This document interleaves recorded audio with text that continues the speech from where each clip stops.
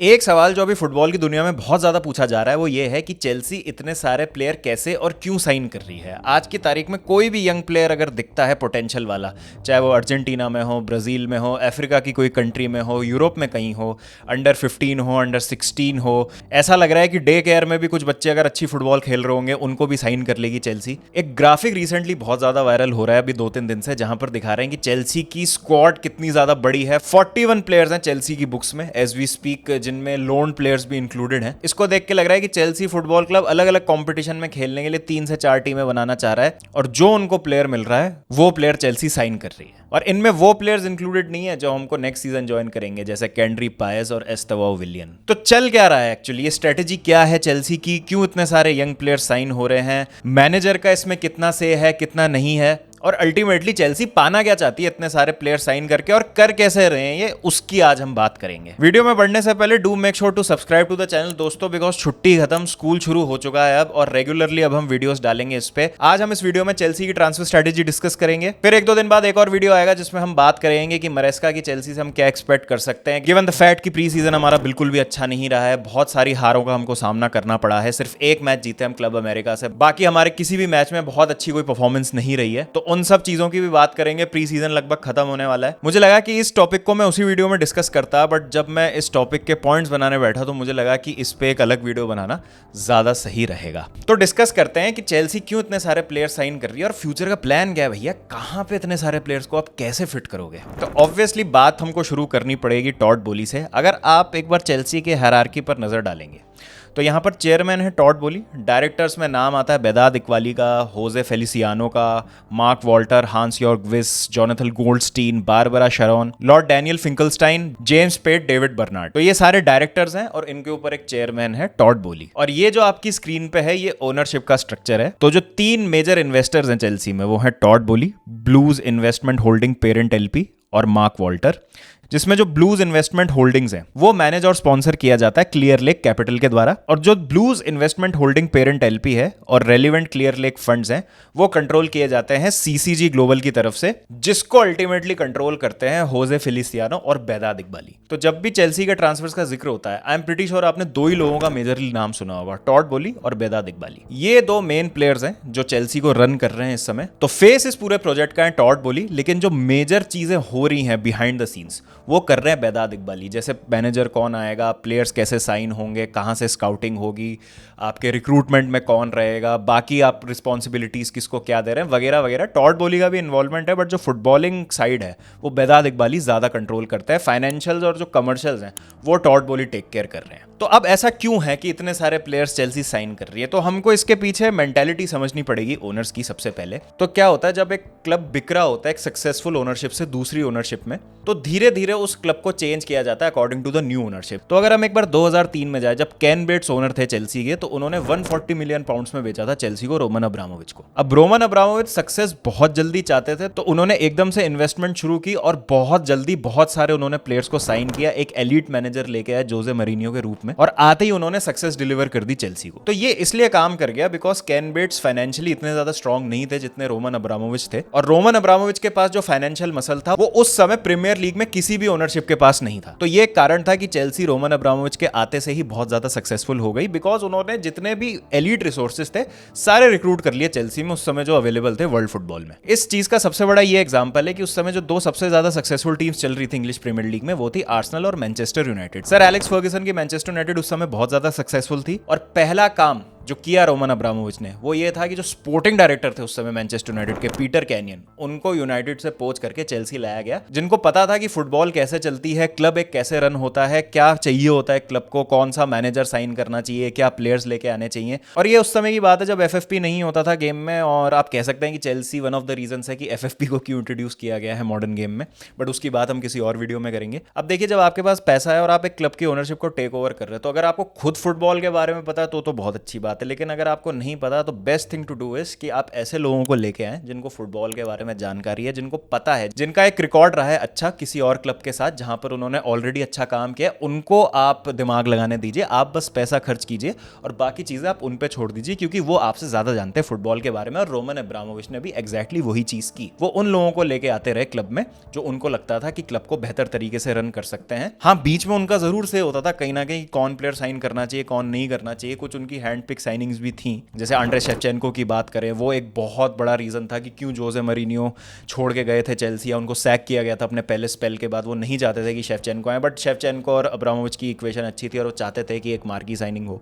तो इस तरीके कुछ कुछ डिसीजंस वो लेते थे। फर्नांडो टोरेस हो गए जो ओनर चाहते थे कि आए क्लब में, लेकिन मोस्टली फुटबॉल क्लब वही लोग चलाते थे जिनको पता था कि भाई एक्चुअली काम करना कैसे है। तो इसी तरीके से क्लब चलता है 2022-23 तक। काफ़ी सक्सेसफुल भी हम रहते हैं, 2 चैंपियंस लीग जीतते हैं, 5 प्रीमियर लीग टाइटल जीत जाते हैं, इस बीच में सारी ट्रॉफीज जीत जाते हैं, क्लब वर्ल्ड कप भी जीत जाते हैं। सेट पूरा हो जाता है 20 साल के अंतराल में रोमन अब्रामोविच के अंडर। लेकिन अब गड़बड़ कब शुरू होती है चेल्सी के लिए, जब रोमन अब्रामोविच को बेचना पड़ता है चेल्सी को due to the Russia Ukraine conflict, और नई ओनरशिप अब आ गई है टेक ओवर करने चेल्सी को। अब यहाँ पे सबसे बड़ी चीज तो क्या है कि जब आइडेंटिटी की हम बात करते हैं, अब रोमन अब्रामोविच ने जब आइडेंटिटी चेंज करी तो वो इस लिहाज से की कि चेल्सी को सक्सेसफुल बनाना है। चेल्सी एक ऐसा क्लब है जो जरूर पहुंच रहा है चैंपियंस लीग के सेमीफाइनल्स तक, क्वार्टर फाइनल्स तक, टॉप 4 में रह रहा है प्रीमियर लीग के, लेकिन प्रीमियर लीग टाइटल के लिए चैलेंज नहीं कर पा रहा है कंसिस्टेंटली। एक आधा कप इधर उधर जीत जा रहे हैं, लेकिन एक प्रॉपर फोर्स नहीं है टू रेकन विद।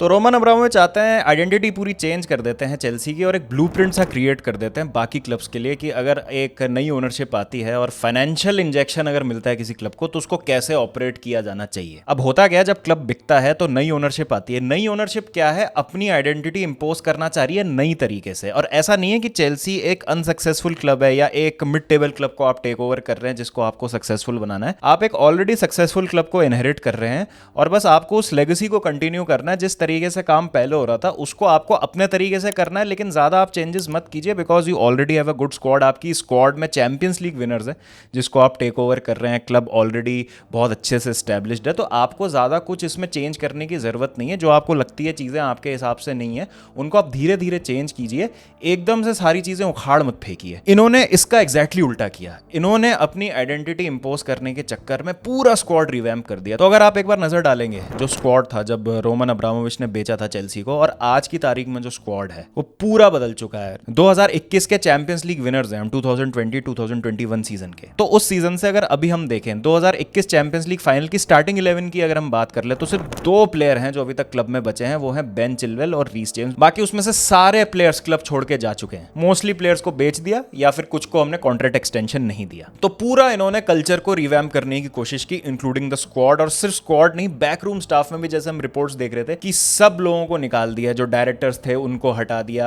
जो सपोर्ट स्टाफ थे उनको हटा दिया, even the janitor was changed. Cafeteria में जो लोग काम कर रहे थे उन तक को हटा दिया। तो ये जो कल्चरल चेंज एक लाने की कोशिश की थी इन्होंने क्लब में डे 1 से, ये भी एक कारण है कि इनको स्क्वाड रिवैम्प करना था बहुत जल्दी। इसकी वजह से इन्होंने जल्दी जल्दी प्लेयर्स को साइन किया और जो प्लेयर्स ऑलरेडी थे क्लब में उनको ऑफलोड किया, उनको बेचना शुरू किया बाकी क्लब्स को। अगर हम 3 प्लेयर्स की बात करें, गैलेगर, काय हैवर्ट्स और मेसन माउंट, तो इन 3 प्लेयर्स को इन्होंने लगभग 170 मिलियन के आसपास बेचा है। और उसके अलावा प्लेयर्स तो इतने साइन किए हैं कि अगर मैं प्लेयर्स की लिस्ट बोलने लग जाऊंगा तो पूरा वीडियो उसी में ही निकल जाएगा। तो एक तो कारण ये हो गया कि इंपोज करनी है अपनी आइडेंटिटी। मैं बताऊंगा कि मेरा क्लब कैसे रन होता है और पहले जो हो रहा था वो सब गलत हो रहा था और आज से मैं जैसे चाहूंगा वैसे क्लब रन होगा। दूसरी चीज है कि हमको बिजनेस मॉडल समझना पड़ेगा। जैसे चेल्सी पहले रोमन अब्रामोविच के टाइम पे क्या काम करती थी, साइन उस टाइम भी हम बहुत सारे प्लेयर्स को करते थे, लेकिन वो बहुत हाई प्रोफाइल प्लेयर्स नहीं होते थे, बहुत यंग प्लेयर्स होते थे। अंडर 17, अंडर 16 यूथ लेवल पे उनको साइन किया जाता था जिनका हमको पता भी नहीं चलता था। उनको लोन पे भेज दिया जाता था। 5 मिलियन में साइन किया, 10 मिलियन में, 8 मिलियन में, 12 मिलियन में दूसरे क्लब्स को बेच दिया। मुझे याद है एक टाइम पे हमारे 35 to 40 प्लेयर्स लोन पे होते थे और चेल्सीज लोन आर्मी बोला जाता था। इतने प्लेयर्स हमारे लोन पे होते थे एक पॉइंट ऑफ टाइम पे। तो ऐसे करके हम इन प्लेयर्स को छोटे छोटे प्रॉफिट्स पे बेचते थे। कुछ प्लेयर्स को तो अकेडमी के टाइम से ही साइन कर लेते थे और फिर आगे बड़े प्रॉफिट्स के लिए बेच देते थे, जैसे लिवरामेंटो हो गए, टोमोरी हो गए, गई हो गए। तो ये सारे भी चेल्सी एकेडमी के प्लेयर्स हैं। तो ये पहले भी होता था, लेकिन ये सिर्फ लोन प्लेयर्स या अनप्रूवन प्लेयर्स के साथ होता था। अब इन्होंने क्या किया, थोड़े भी जो इनको ठीक ठाक पोटेंशियल वाले प्लेयर्स लग रहे हैं या इनको लग रहा है कि हाँ ये प्लेयर कुछ अच्छा कर सकता है या बहुत ज़्यादा टाउटेड प्लेयर है, सॉट आफ्टर प्लेयर है, इसको साइन कर लो। एक दो सीज़न इसको खिलाते हैं, जब ये अब थोड़ा सा अपनी प्राइम में आएगा या इसकी मार्केट वैल्यू बढ़ेगी, इसको बेच देंगे, 5 से 10 मिलियन का इसका प्रॉफिट हो जाएगा। और इसी तरीके से ये इस बिजनेस मॉडल को चलाना चाहते हैं। अगर हम कुछ प्लेयर्स की बात करें, जैसे हम मिडफील्ड में आ जाते हैं, तो चेसारे कैसिडी हो गए, लेस्ली ओगोचुकू हो गए, कार्नी चुकोमेका हो गए, ठीक प्लेयर्स हैं ये, लेकिन ये प्लेयर्स डेवलप कब होंगे? जब इनको रेगुलर गेम टाइम मिलेगा। आपको लगता है कि चेल्सी में जिस तरीके की मिडफील्ड डेप्थ ऑलरेडी है हमारी, जैसे अगर हम बात करें काइसेडो हैं, एंजो हैं, रोमियो लाविया, आई थिंक ये 3 हमारे मेन मिडफील्डर्स हैं, बाकी इनके अराउंड खेलेंगे। अभी डूसबरी हॉल को भी हमने साइन किया है। तो क्या लगता है आपको, जैसे ओगुचुकू हो गए या कैसिडे हो गए, इनका फ्यूचर है कोई लॉन्ग टर्म? फॉरवर्ड लाइन में अगर हम बात करें, डेविड वॉशिंगटन हो गए, एंजेलो गैब्रियल हो गए, डिएगो मोरेरा हो गए, इन प्लेयर्स का आपको लगता है कि फ्यूचर होगा? नहीं, ये प्लेयर्स साइन किए गए हैं जिससे इनको लोन पे भेजा जाए, लोन स्पेल्स पे ये ठीक ठाक करें। बहुत कम वैल्यू पे इनको खरीदा गया, लंबे कॉन्ट्रैक्ट इनको दिए गए हैं, एमोटाइज कर दी गई है वैल्यू। तो अगर इनको उस वैल्यू पे भी नहीं बेचा जाता जिसपे इनको लिया गया है, तो नो प्रॉफिट नो लॉस तो है ही, लेकिन कुछ आपको प्रॉफिट भी हो सकता है अगर आप उसको बुक वैल्यू से कंपेयर करें। अगर आप ये एमोटाइजेशन, बुक वैल्यू और इस तरीके के टर्म्स को और अच्छे से समझना चाहते हैं, तो इस पर मैंने ऑलरेडी एक वीडियो बना रखा है बहुत पहले, आप उसको चेकआउट कर सकते हैं। वहां पे आपको ये चीज और बेहतर तरीके से समझ आ जाएगी। तो ये इनका बिजनेस मॉडल है कि जहां पे भी आपको जैसे भी प्लेयर्स मिल रहे हैं, वहां पे आप साइन कर लीजिए और उसमें आप कोशिश कीजिए कि कोई वंडर किड आपको मिल जाए। जैसे कैंड्री पायस की हम बात करें, एस्तेवा विलियन की बात करें, कोल पाल्मर इस चीज का एक बहुत बड़ा एग्जांपल है कि आप अगर 10-12 प्लेयर साइन करेंगे तो उसमें से आप फिल्टर आउट कर लेंगे कुछ प्लेयर्स जो आपके बिजनेस मॉडल के लिए, जो आपके प्रॉफिट के लिए प्लेयर्स हो जाएंगे, और कुछ आपके स्टार्स हो जाएंगे जो आपकी एक्चुअल मेन टीम में या फर्स्ट टीम में खेलेंगे इफ यू गेट लकी। जैसे मैंने कोल पाल्मर की बात करी, एंजो को हमने ऑलरेडी देखा था, काइसेडो जो हमारी सबसे महंगी साइनिंग है, उसके बाद मुद्रिक पे बहुत बड़ा पंट लिया है। मार्क ग्यू इस चीज का परफेक्ट एग्जांपल है जो मैं बिजनेस मॉडल आपको बता रहा हूं। अगर मार्क ग्यू चल गए और चेल्सी के लिए एक बड़े प्लेयर बन गए तो बहुत ही अच्छा बिजनेस हो गया। ये 6 मिलियन में आपने खरीदा प्लेयर को, और मान लो 2-3 साल बाद मार्क ग्यू की बहुत ज़्यादा वैल्यू बढ़ती है, 60-70 मिलियन में आप बेच दोगे। अगर मार्क ग्यू एक अच्छा प्लेयर बनता है तो प्रॉफिट आपको हो गया। नहीं तो अदरवाइज अगर आपके मेन टीम में भी नहीं फिट होता मार्क ग्यू, लोन पे अगर जाके वो कहीं अच्छा करता है, ठीक प्लेयर तो है ही, कुछ ना कुछ कर ही लेगा, 6 मिलियन से तो उसकी वैल्यू ज़्यादा बढ़ेगी। तो एक बहुत लो रिस्क साइनिंग है मार्क ग्यू। तो यहाँ पर दोनों जो हाथ में लड्डू है चेल्सी के पास, अगर हम मार्क ग्यू के पॉइंट ऑफ व्यू से देखें। और अभी इन्होंने बाकी प्लेयर्स के साथ भी करने की कोशिश की है। कुछ नेल्ड ऑन प्लेयर्स हैं, जैसे एंजो हैं, काइसेडो हैं, पाल्मर अब हो गए जिस तरीके का उनका सीजन गया था पिछला, कि ये तो हैं ही जो मेन टीम में खेलेंगे। बाकी प्लेयर्स को बेच के प्रॉफिट कमाते रहेंगे, बुक्स को बैलेंस करते रहेंगे, और इस तरीके से क्लब भी सस्टेनेबल रहेगा। अब यहाँ पे क्या है, इन्होंने कुछ ट्रांसफर ऐसे किए हैं जहाँ पे दूसरे क्लब्स की भी मदद कर रहे हैं, जिससे उनकी बुक्स बैलेंस हो जाए, प्लस ये खुद भी प्रॉफिट में रहे। तो इसके 2-3 एग्जाम्पल्स हैं। जैसे इयन मार्टसन को बेचा एस्टन विला से, और एस्टन विला से ओमारी कैलिमैन खरीद लिया। ये इस चीज़ का बहुत बढ़िया एग्जाम्पल है कि हमने प्योर प्रॉफिट कमा लिया इयन मार्टसन पे। एक तो ये चीज़ होती है कि जिस प्लेयर के लिए आपने पैसा खर्च नहीं किया होता, जो प्लेयर आपने अकेडमी में एनरोल किया होता है बहुत यंग एज में, और फिर आप उसको जिस भी वैल्यू पे बेचते हैं आगे जाके, तो वो प्योर प्रॉफिट होता है, बिकॉज आपने उसको लिटरली 0 वैल्यू पे खरीदा है, लेकिन जितने भी आप उसको बेच रहे हैं वो आपका प्योर प्रॉफिट की तरह काम करता है। तो हमको मार्टसन पे प्योर प्रॉफिट मिला, यहीं एस्टन विला को ओमारी कैलिमैन पे प्योर प्रॉफिट मिला, इसलिए हमने ओमारी कैलिमैन साइन किया ताकि बुक्स बैलेंस रहे। अब इस साल की जो हमारी एफएफपी की कैलकुलेशन होगी उसमें हम मार्टसन का जो ट्रांसफर है उसको प्योर प्रॉफिट की तरह दिखा सकें। इसी तरीके से लेस्टर के साथ हमारी डील हुई। डूसबरी हॉल आप कह सकते हैं कि एंजो मरेस्का के प्लेयर थे तो इसलिए भी उनको लाया गया, लेकिन हमने माइकल गोल्डिंग बेचा लेस्टर को, तो एक प्योर प्रॉफिट का प्लेयर हमने वहां पे बेचा और एक उनका हमने प्लेयर ले लिया प्योर प्रॉफिट वाला। कुछ ऐसा ही हमको देखने को मिल रहा है गैलेगर और ओमोडोरियन वाली डील में। गैलेगर हमारे प्योर प्रॉफिट वाले प्लेयर हैं और ओमोडोरियन उनके प्योर प्रॉफिट वाले प्लेयर हो जाएंगे। तो एक जेंटलमैन्स एग्रीमेंट आप कह सकते हैं कि हो रहा है चेल्सी और बाकी क्लब्स में, कि वो चेल्सी उनकी बुक्स को मैनेज करने में मदद कर रही है और साथ ही साथ हमको भी प्रॉफिट मिल रहा है। तो इस तरीके से ये सारी चीज़ें चल रही हैं और ये इनका बिजनेस मॉडल है। तो बिजनेस मॉडल बहुत सिंपल है, बहुत सारे प्लेयर्स को साइन करो, सेलेक्ट कर लो कि कौन से प्लेयर्स आपकी मेन स्क्वाड में रहेंगे, बाकी को लोन पे भेज दो, उनकी अगर मार्केट वैल्यू बढ़ती है 1-2 सीजन में उनको बेच दो छोटे छोटे प्रॉफिट्स के लिए, 5 मिलियन, 10 मिलियन, 15 मिलियन। इस तरीके से आप भी सस्टेनेबल रहेंगे। और बाय चांस इसमें से कोई सुपरस्टार निकल जाता है तो आपकी फर्स्ट टीम तो अच्छा करेगी, साथ ही साथ उसकी मार्केट वैल्यू बढ़ गई तो और आप उसको मल्टीपल टाइम्स प्रॉफिट में बेच सकते हो। जैसे अगर कोल पाल्मर मेरे ख्याल से 2-3 सीजन और ऐसा खेल जाते हैं, 40 मिलियन में हमने उनको खरीदा, आराम से 100-150 मिलियन में उनको बेचा जाएगा, आई एम प्रिटी श्योर। तो इस तरीके से ये फुटबॉल क्लब काम कर रहा है। अब अकेडमी के बच्चों का क्या, प्योर प्रॉफिट वाले पॉइंट पे थोड़ा सा और एक्सपेंड करते हैं। तो प्योर प्रॉफिट एक ऐसी चीज़ है जो एक वरदान है इस ओनरशिप के लिए, बिकॉज हमारी अकेडमी बहुत अच्छी है। तो कॉबहम इनके लिए एक तरीके से वरदान है। सालों साल अकेडमी से इनको जो प्लेयर्स मिलेंगे वो उसको बेचते रहेंगे प्योर प्रॉफिट के लिए, और यहाँ पे FFP का जो डंडा है उससे बचते रहेंगे। लुइस हॉल बेच दिया, मार्टसन बेच दिया, गैलेगर बहुत रिलक्टेंटली गए हैं। इसके बाद अगर हम बात करें तो चालोबा, गैलेगर और चालोबा इस चीज़ का बहुत बड़ा एग्जाम्पल है कि क्यों ओनरशिप उनको बेचना चाह रही थी, और इसी वजह से ओनरशिप भी यही चाह रही है कि हम प्लेयर्स को बेचेंगे। कोई मैनेजर ऐसा नहीं है जो टांग अड़ा है बीच में। मैनेजर जो होगा वो इन प्लेयर्स को डेवलप करेगा और कॉल हमारा होगा कि किसको बेचना है और किसको रखना है। अगर आप लास्ट सीजन देखो तो दो जो हमारे मेन प्लेयर थे टीम में, चालोबा और गैलेगर, दोनों चाहते थे पोचेटिनो की रुकें और उनकी टीम का बहुत मेन पार्ट थे, और थोड़ा सा ट्रांसफर्स में और इन्वॉल्वमेंट चाह रहे थे पोचेटिनो। वो चाह रहे थे कि कुछ एक्सपीरियंस प्लेयर्स लाए जाएं, कुछ ऐसे प्लेयर्स लाए जाएं जो थोड़ी लीडरशिप दिखाएं, जो यंगस्टर्स को गाइड करें, और गैलेगर उनके सिस्टम का एक बहुत इंपॉर्टेंट पार्ट थे। अब जितनी रिपोर्ट्स आई थी कि गैलेगर को कॉन्ट्रैक्ट एक्सटेंशन दे रहे थे लेकिन गैलेगर एक्सेप्ट नहीं कर रहे थे वो टर्म्स, इस वजह से भी वो डील नहीं हो पाई इस ओनरशिप और गैलेगर के बीच में। तो सिंपल बात है कि फ्री में तो आपको नहीं जाने देंगे, या तो आप हमारी टर्म्स पे कॉन्ट्रैक्ट को एक्सेप्ट कर लो, नहीं तो आपको बेचा जाएगा। और गैलेगर के साथ अल्टीमेटली यही हुआ, और सेम चीज चालोबा के साथ हो रही है। पेट्रोविच के साथ भी कहीं ना कहीं सेम चीज हो रही है। अगर आप देखेंगे पेट्रोविच का लास्ट सीजन ठीक था चेल्सी के साथ, लेकिन जिस ट्रांसफर वैल्यू पे पेट्रोविच को खरीदा गया उससे ज्यादा में ही उनको बेचा जाएगा अगर वो कहीं जाते हैं तो अकेडमी के प्लेयर्स को भी आप ऐसे ही ऑफलोड करेंगे प्योर प्रॉफिट्स के लिए, और जो प्लेयर्स आपके साथ 1-2 सीजन खेलेंगे, जैसे नोनी मदुएके एक ऐसा प्लेयर है, आप मान लो कि अच्छा नहीं रहता इस सीजन, लोन पे भेज दिया, दूसरे सीजन वहां अच्छा कर दिया, वैल्यू थोड़ी सी बढ़ी और बेच दिया। इस तरीके से कुछ प्लेयर्स ऐसे हैं जिनके लिए आप कहोगे कि ओवर पे किया, जैसे मुद्रिक को देख के लगता है ओवर पे किया। एंजो कैसेडो ऑब्वियसली 100 मिलियन के आप किसी भी प्लेयर के लिए दोगे तो आपको लगेगा कि हाँ यार ये तो बहुत ज़्यादा आपने पे कर दिया, बट ये वो प्लेयर्स हैं जो आपको लगता है कि हाँ ये फर्स्ट टीम में होंगे। बट मुद्रिक जैसे प्लेयर्स की साइनिंग ऐसा लगता है देख के कि वर्कआउट नहीं किया है। Estevao Willian, again fear of losing out on a wonder kid, अगर हम साइन नहीं करेंगे कोई और साइन कर लेगा, ले गया उसको, पोटेंशियल है इसमें, खेलेगा अच्छा, इसकी वैल्यू बढ़ेगी, इसको बेचेंगे प्रॉफिट के लिए।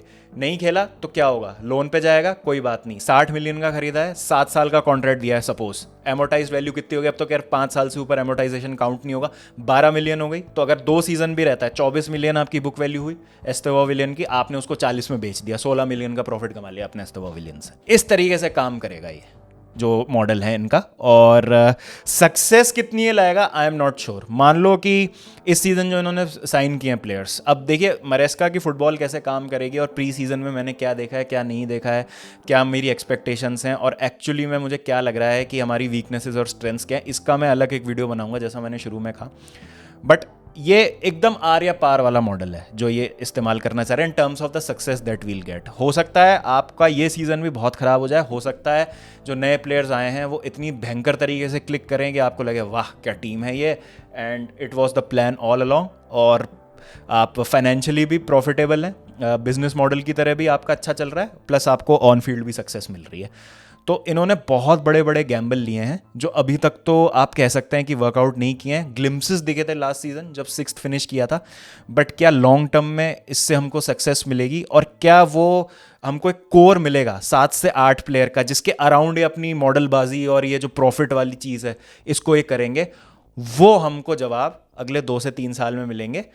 और सबसे important point for me as a Chelsea fan is इनको जो करना है करो, बट ट्रॉफीज चाहिए, सक्सेस चाहिए फील्ड पे, लेकिन ये कितना ज़्यादा सस्टेनेबल है model I am not sure. क्योंकि अगर सक्सेस आपको नहीं मिली तो पैसा नहीं आएगा क्लब में, पैसा नहीं आया क्लब में तो आप FFP के चंगुल में ऐसा फंसेंगे कि फिर उससे निकल नहीं पाएंगे।